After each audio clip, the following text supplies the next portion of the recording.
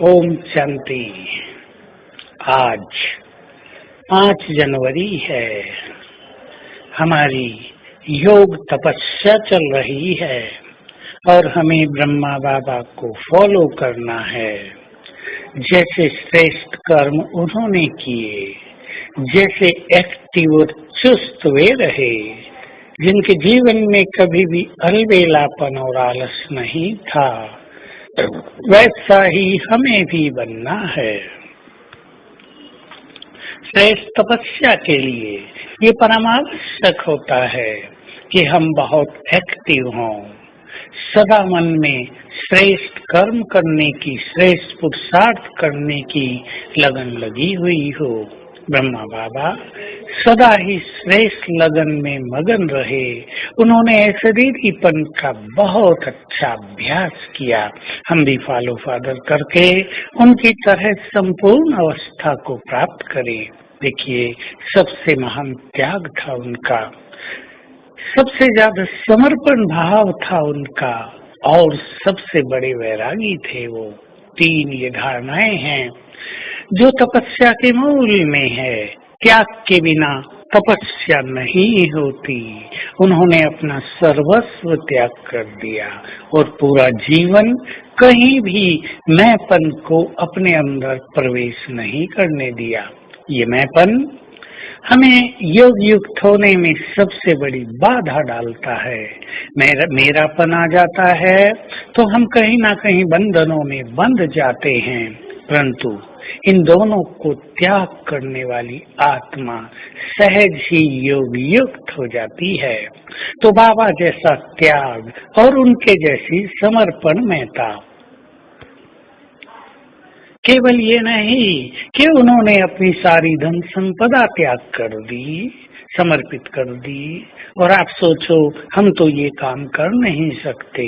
बात केवल धन संपदा के त्याग और समर्पण महता का नहीं है, बात है सब कुछ तेरा, मन से, बुद्धि से, संकल्पों से बाबा पर समर्पित हो जाना।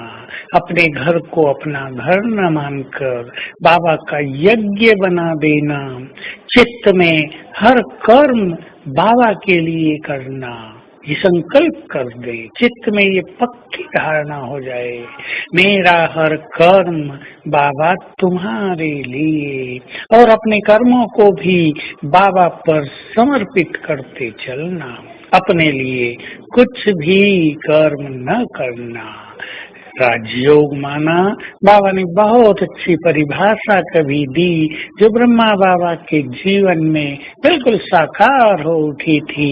राजयोग माना मेरा कुछ भी नहीं।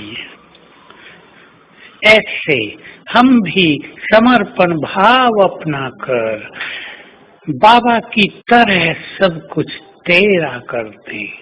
बहुत सुंदर अभ्यास करें कि मेरा एक एक संकल्प तुम्हारे लिए, मेरा एक एक संकल्प ऐसा हो जो बाबा को भोग लगाने जैसा हो, मेरा एक एक संकल्प ऐसा हो जो भगवान को बहुत प्रिय हो, मेरा एक एक संकल्प ऐसा हो जिससे पॉजिटिव ऊर्जा पैदा होती हो। ऐसे संकल्प संसार के लिए बहुत बहुत कल्याणकारी होते हैं। तो हम बाबा को फॉलो करके बाबा जैसी गहन तपस्या करें। बाबा का आखिरी 1-2 साल में निरंतर योग अभ्यास था। सभी संकल्प उनके समाप्त हो गए थे, केवल बाबा बाबा ही चित्त में रह गया था, मानो बाबा में वो समा गए थे। और अंत में ऐसा लगता था देखने वालों को कि जैसे उनके तन में निराकार सर्वशक्तिवान शिव बाबा सदा ही रहते हैं, पर वो रहते नहीं थे। ब्रह्मा बाबा की अपनी निराकारी स्थिति इतनी स्पष्ट हो गई थी कि निराकार परमात्मा और उनमें मानो कोई अंतर ही न रह गया हो। बाबा की दृष्टि से निरंतर शिव बाबा दिखाई देते थे। तो आज हम भी सारा दिन ऐसा अभ्यास करेंगे कि बाबा की शक्तियों की किरणें मुझ में समा रही हैं। बहुत अच्छा ये अनुभव है, मानो ऊपर से बाबा की शक्तियों की बरसात हो रही है और बाबा को फॉलो करेंगे। ओम शांति।